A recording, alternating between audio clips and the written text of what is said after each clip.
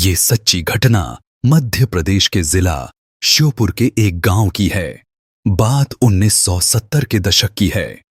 एक महिला जिसकी उम्र लगभग 50 साल और नाम भूरी था, वो मिट्टी के खिलौने बनाती थी, घर घर जाकर उनको बेचती थी और अपने परिवार का गुजर बसर करती थी। उसका पति तो जवानी में ही एक बेटा उसके पास छोड़कर गुजर गया था। उस अकेली औरत ने उस बच्चे को अपने मिट्टी के खिलौने बेचकर ही पाला था और अब उसकी शादी भी कर दी थी। भूरी ने अपने अभी तक के जीवन में काफी गरीबी और संघर्ष देखा था। भूरी गांव-गांव और घर-घर जाकर अपने मिट्टी के खिलौने बेचा करती थी। उन दिनों मिट्टी के खिलौनों का काफी चलन था और गांव के बच्चों की पहुंच प्लास्टिक के खिलौने तक ज्यादा नहीं थी। इसलिए भूरी की अपने परिवार के गुजारे लायक कमाई हो जाया करती थी। ऐसे ही समय गुजर रहा था और जीवन चल रहा था। फिर एक दिन समय ने करवट ली और कहानी में एक जबरदस्त घुमाव आया।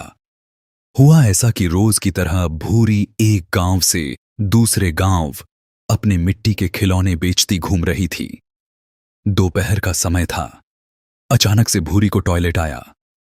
पहले इतने शौचालय तो थे नहीं, लोगों को खुले में ही जाना पड़ता था, इसलिए वो खाली जगह की तलाश करने लगी। उसको एक खंडहर जैसा एक खाली घर दिखा तो वो उसमें घुसकर टॉयलेट करने लगी। तभी वहां से उसको कुछ खनकने की आवाजें आने लगीं, मानो जैसे किसी बर्तन में कई सिक्के हों और वो लगातार लुढ़के जा रहा हो। पहले तो वो डर गई, फिर उसने ध्यान से सुना तो उसको बात समझ आई कि ये तो किसी घड़े की लुढ़कने की आवाज है। वो जैसे ही टॉयलेट करके उठी तो उसको अपने पैरों के पास ही एक मिट्टी के घड़े की किनारियां दिखने लगीं, जिससे कि भूरी का उत्साह बढ़ गया। अब उसको यकीन होने लगा था कि हो न हो ये कोई गड़ा धन है और अब उसकी किस्मत खुलने वाली है। जीवन में तो उसने धन का अभाव देखा ही था, इसलिए ये सब देखकर उसकी धन को पाने की लालसा चरम पर आ गई। अब बस वो उस धन को जल्दी से पा लेना चाहती थी। अब उसने उस घड़े के आसपास से मिट्टी को हटाना शुरू ही किया था कि अचानक ही एक आवाज उसके कानों में आने लगी। वो एक बार को तो डर गई, फिर वो संभली और उस आवाज पर गौर करने लगी। पूरे ध्यान से उस आवाज को सुनने लगी। वो माया की आवाज थी।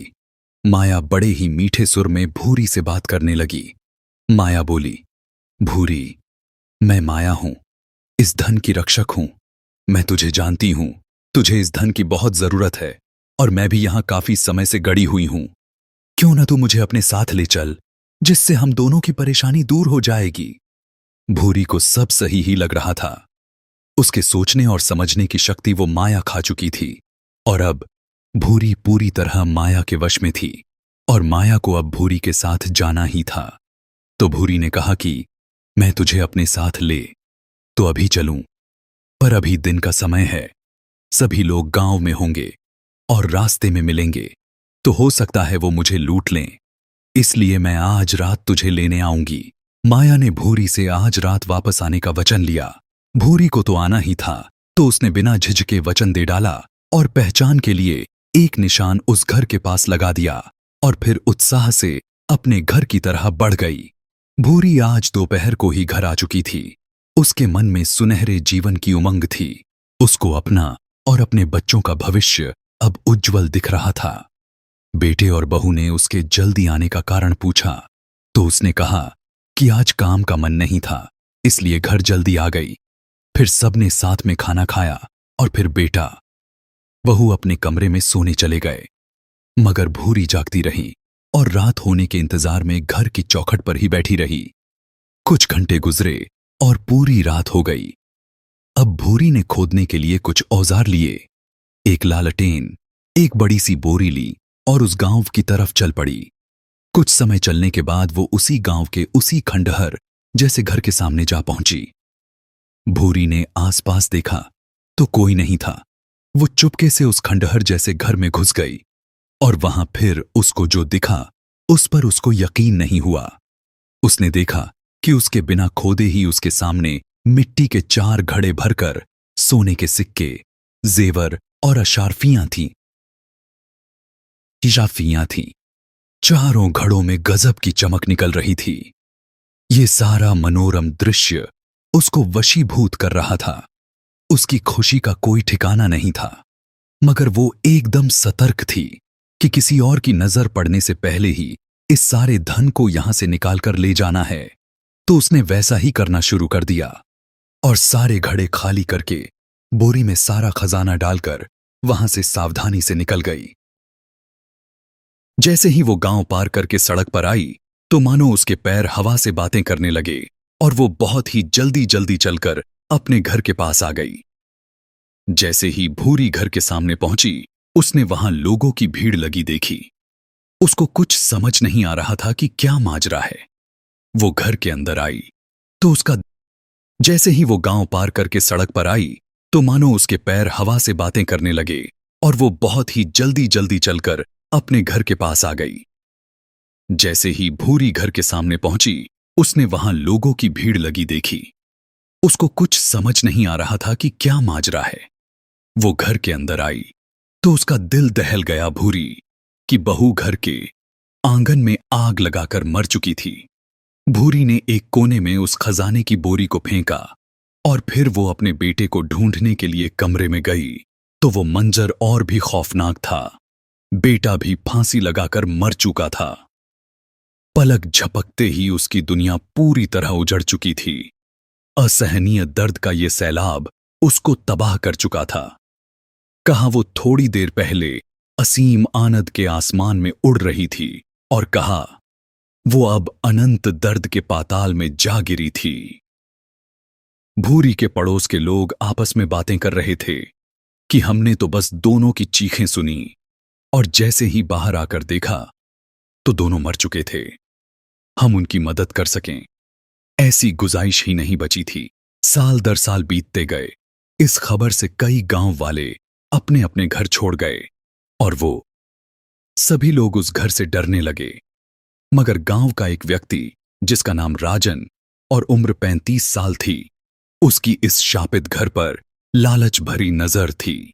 वो कुछ भी करके उस अपार धन को पा लेना चाहता था और इसके लिए वो आए दिन जुगाड़ भिड़ाता रहता था, मगर अभी तक उसको कोई सफलता नहीं मिली थी। फिर एक दिन किसी ने उसको कहा कि वो बंगाल गया था और वहां एक अघोरी बाबा से मिला था जो तंत्र विद्या में निपुण थे और बहुत पहुंचे हुए थे। राजन को बंगाल जाकर उनसे मिलने को कहा और उस अघोरी के गांव और मंदिर का पता भी दे दिया। राजन की तो जैसे घर बैठे लॉटरी ही लग गई थी।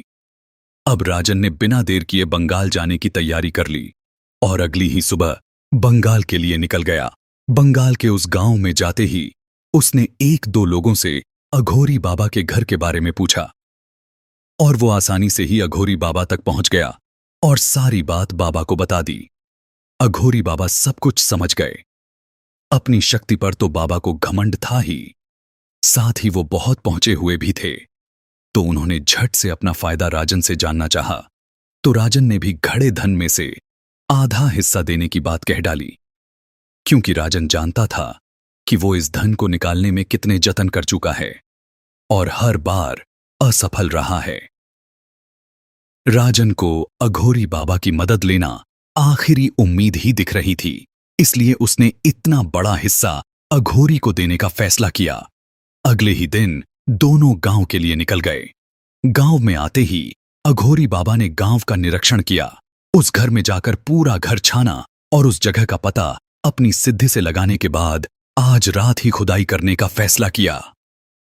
अघोरी बाबा ने राजन से कहा कि हमें कुछ और लोगों की जरूरत इस कार्य के लिए पड़ेगी, तो तुम कुछ 5-6 लोगों का इंतजाम कर लो।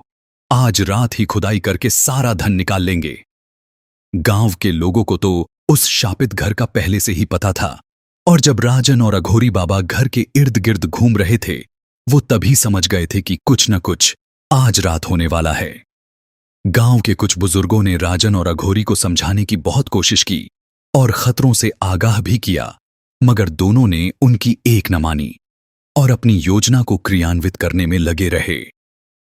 रात होते ही अघोरी ने पहले तो अपनी तंत्र विद्या से उस घर को बांधा, फिर उस घर के कोने में जहां धन गड़ा हुआ था वहां कुछ बकरों और मुर्गों की बलि दी, जिससे अघोरी के साथ जो शक्तियां हैं वो खजाना निकालने में इनकी मदद करें। और वो दोनों इस धन को आसानी से ले जा सकें। सारी तांत्रिक क्रियाएं और बलि होने के पश्चात अघोरी ने राजन से घर के उस विशेष कोने में खुदाई कराने को कहा जहां जहां धन गड़े होने की संभावना थी। राजन ने मजदूरों को वैसा ही करने को कहा। अब मजदूर खोदे जा रहे थे। रात गहरी होती जा रही थी और पूरा गांव दूर से ही ऐसा होता देख रहा था। काफी देर खुदाई के बाद जाकर कुछ मिट्टी के घड़े जैसा कुछ दिखने लगा, जिससे राजन और अघोरी बाबा दोनों की आंखों में चमक आ गई। मगर थोड़ी ही देर बाद अघोरी बाबा की तबीयत अचानक बिगड़ने लगी। जितना खुदाई होती उतना ही बाबा की तबीयत बिगड़ जाती। सारा माजरा समझते अघोरी बाबा को देर न लगी और उन्होंने राजन से कहकर तुरंत खुदाई को रुकवा दिया। सभी मजदूरों को पैसे देकर जाने को कह दिया। राजन को कुछ समझ नहीं आ रहा था, तो उसने बाबा से पूछा तो बाबा ने बताया कि मैंने तुम्हें गड़ा धन तो दिखा दिया है, मगर इसको अभी निकाला तो ये हम दोनों की जान ले लेगा। इसलिए मुझे थोड़ा वक्त दो। मैं अपने गांव जाकर कुछ साधनाएं करूंगा, जिसके बाद हम सुरक्षित हो जाएंगे और इस धन को निकाल सकेंगे। राजन भी थोड़ा डर गया था, तो उसने अघोरी की बात मान ली और सुबह होते ही अघोरी बाबा वह गांव छोड़कर अपने कुटिया यानी बंगाल की तरह निकल गए। वो दिन आखिरी था जब अघोरी बाबा को देखा गया था। फिर वो कहीं नहीं दिखे, न अपने मंदिर, न कुटिया और न ही अपने गांव में। राजन भी उस दिन के बाद धीरे धीरे पागल हो गया। पूरे दिन टकटकी लगाकर उसी घर को देखता रहता था। कुछ दिनों बाद उसी घर में उसका मृत शरीर मिला तो गांव में और ज्यादा डर बैठ गया और 2-4 घरों को छोड़कर पूरा गांव ही खाली हो गया। माया अपनी बलि ले चुकी थी और उस खजाने को निकालने की कीमत भूरी ने चुका दी थी। जैसे कि राजन का पागल होना और बाद में मरना, अघोरी का अचानक गायब हो जाना, सब इसी तरफ इशारा कर रहे थे कि ये एक शापित खजाना था जिसकी रक्षा माया नाम की एक शक्ति कर रही थी। जो इसको निकालने की कोशिश भी करता, ये उससे उसकी या उसके परिवार की बलि ले लेती और अपना उद्देश्य पूरा कर लेती।